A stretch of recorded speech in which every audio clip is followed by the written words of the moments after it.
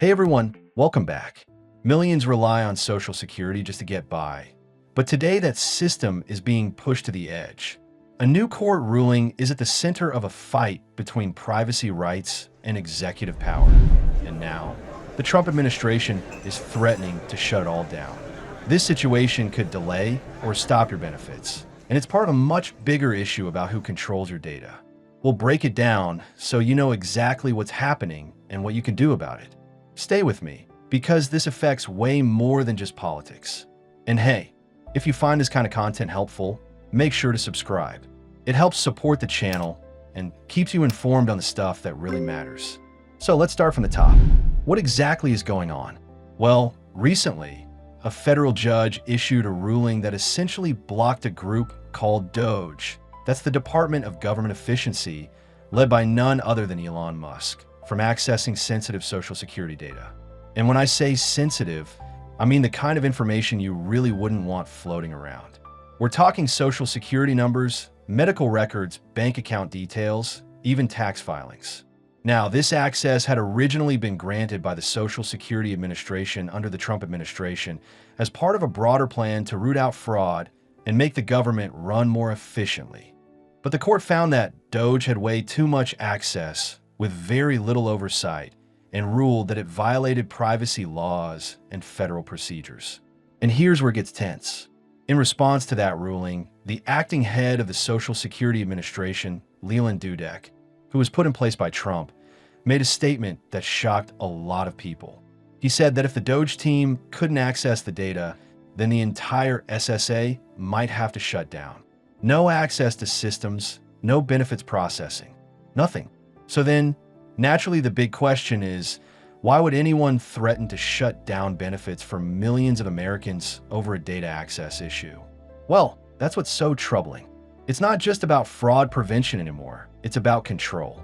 And the way this is playing out has a lot of folks worried that the people who rely on Social Security the most are being used as leverage in a political fight over executive power. Now, to be clear, nobody is arguing that fraud doesn't exist. Even Dudek admitted there are inconsistencies in the Social Security databases, like people being listed as alive when they've passed away or errors in addresses. But most experts agree, these are technical problems, not signs of widespread fraud. And also, the numbers being thrown around, like the claim that $700 billion a year is being lost to fraud, aren't based in reality. There's no hard data to support those estimates. They're more speculation than fact, and when that kind of exaggeration is used to justify major changes to public programs, it's important to question the motive.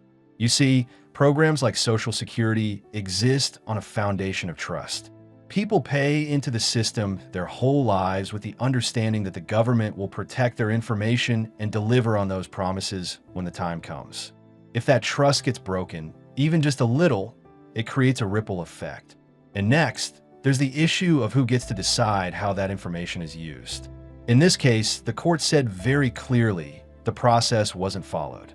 There was no transparency, no proper justification, and frankly, very little respect for people's privacy. One of the more striking parts of the judge's ruling pointed out the hypocrisy of it all. The DOGE team, backed by the administration, argued that their own names shouldn't be revealed because they feared harassment and invasions of privacy. But at the same time, they were requesting full access to the deeply personal records of millions of Americans. That's not just ironic, it's alarming. And besides, let's think about what it would actually mean if the SSA were shut down, even temporarily. That's delayed checks. That's missed rent. That's people skipping medications they can't afford without those benefits. The idea of pulling the plug on Social Security systems over a legal disagreement should be unthinkable, but here we are. The bigger concern here is the precedent it sets. If government leaders can say, give us access to whatever data we want, or we'll stop processing benefits, then where does it end? And that's not efficiency, that's a power play. And it puts ordinary people in the crosshairs of a fight they never asked to be part of. Now, there's a hearing coming up where the Senate will question Trump's nominee to lead the SSA permanently. That's expected to bring a lot more scrutiny to how all of this happened and what the long-term plan is. But for now, things remain uncertain, and that uncertainty is what makes people nervous. What does this mean for you? Well, if you or someone you love relies on Social Security, it's important to stay informed. And it's okay to feel frustrated. These programs are supposed to be steady, reliable, and protected from politics. When that starts to shift, people understandably feel unsettled. It's also a reminder of how fragile some of our most important systems can be when leadership doesn't treat them with care.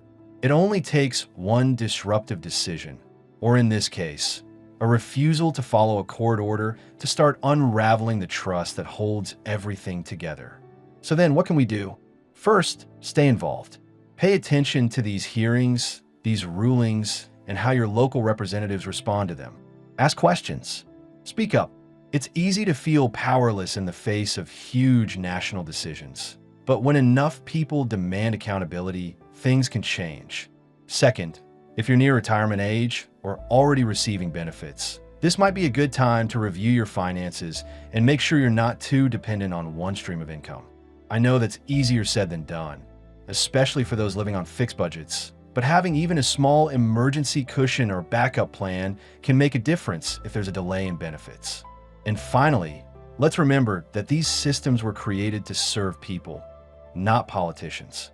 The more we center the conversation on the real lives affected, the harder it becomes to justify using benefits as bargaining chips. If you have thoughts on this, or you or someone you know is worried about how this could affect them, I'd really like to hear from you in the comments. This channel isn't just about sharing news. It's about building a space where we can support each other and understand what's going on in a way that feels clear and steady. Thanks for being here. Take care of yourself and your loved ones, and I'll see you in the next one.